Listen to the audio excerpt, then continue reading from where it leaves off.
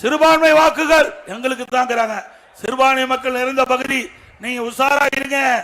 எப்பொழுதும் உங்களை ஏமாற்றுவதுதான் திமுக திராவிட மாடல் ஆட்சின்னு சொல்லிக்கிட்டு மக்களை ஏமாற்றுகின்ற அரசு திமுக அரசு என்பதை நீங்கள் உணர வேண்டும்.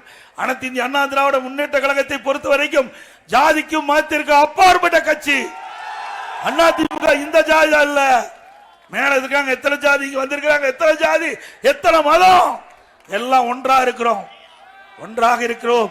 அப்படித்தான் எங்களுடைய தலைவர்கள் எங்களுக்கு பயிற்சி கொடுத்திருக்கின்றார்கள்.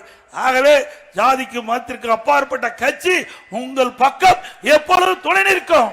சிறுபான்மையினருக்கு நாங்கள் தான் பாதுகாவலர் என்று சொல்றாங்க. இந்த நாட்டுடைய உயர்ந்த பதவி ஜனாதிபதி பதவி. அந்த ஜனாதிபதி பதவியிலே போட்டியிட்ட மரியாதைக்குரிய மறைந்த அப்துல் கலாம் அவர்களுக்கு இவர்கள் வாக்களிக்கவில்லை. அவரை எதிர்த்து போட்டியிற்கு வாக்களித்தது திமுக. மறக்க முடியுமா?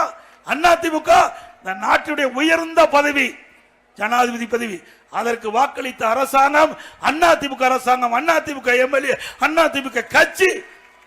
இப்படி இஸ்லாமிய பெருமக்களுக்கு நிறைய திட்டங்களை கொண்டு வந்து நிறைவேற்றி இஸ்லாமிய மக்களுடைய மனம் குளிர அவர்களுக்கு நிறைய நன்மை செஞ்ச அரசாங்கம் அண்ணா திமுக அரசாங்கம். தமிழ்நாட்டில் 30 ஆண்டு காலம் ஆட்சி புரிந்த கட்சி.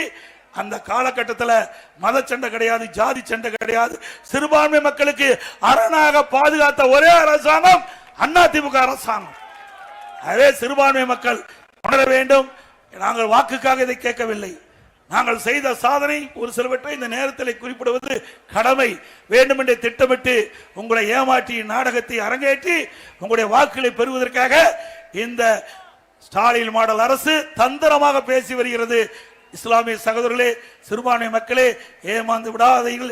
இது அனைத்து இந்திய அண்ணா திராவிட முன்னேற்ற கழக அரசு, உங்களுடைய அரசு, மக்களுடைய அரசு என்பதை நீங்கள் எண்ணி பார்க்க வேண்டும். இன்னொன்னு சொல்றார், எடப்பாடி பழனிசாமி பாரதிய ஜனதா கட்சியோட சேர்ந்துட்டாரு, மதவாத கட்சியோட சேர்ந்துட்டாருன்னு. திரு ஸ்டாலின் அவர்களே, திமுக கட்சிக்காரர் எல்லாம் இதுதான் பேசிக்கிட்டு இருக்கிறாங்க. நாங்கள் வெளிப்படையாக பேசுகிறோம். மாண்பு அம்மா இருக்கின்ற பொழுதும் பாரதிய ஜனதா கட்சியோட கூட்டணி வச்சாங்க.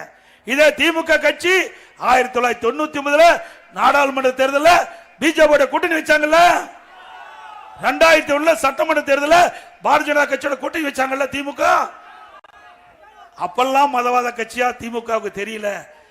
மக்களை ஏமாற்றி, சிறுபான்மை மக்களை ஏமாற்றி வாக்குகளை பெறுவதற்காக இப்ப இப்படிப்பட்ட அவதூறான கருத்தை பரப்பி வருகிறார்கள்.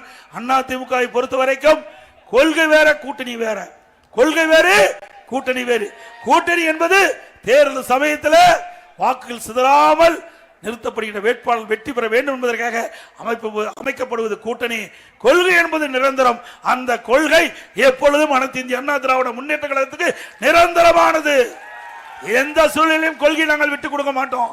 அது தலைவர் காலத்திலும் சரி, அம்மா காலத்திலும் சரி, அந்த இருபெரும் தலைவர்கள் வழியிலே இன்றைய தினம் அனைத்து இந்திய அண்ணா திராவிட முன்னேற்ற கழகம் செயல்பட்டு வருகிறது. ஆகவே வேண்டுமென்று திட்டமிட்டு அவதூறு செய்தியை நம்ப வேண்டாம். அதில் கூர்ந்து சிறுபான்மை மக்கள் சிந்தித்து பார்க்க வேண்டும். செய்திகளை உடனுக்குடன் தெரிந்து கொள்ள கீழ்கண்ட கேபிள் மற்றும் டிடிஎச் நெட்வொர்க்குகளில் எம்நாடு செய்தி தொலைக்காட்சியை காணுங்கள். பாதகம் செய்பவரை கண்டால் நாம் பயம் கொள்ளலாகாது பாப்பா.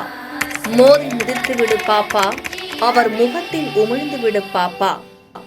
அண்மை செய்திகளை உடனுக்குடன் தெரிந்து கொள்ள இணைந்திருங்கள் எம்நாடு தொலைக்காட்சியுடன்.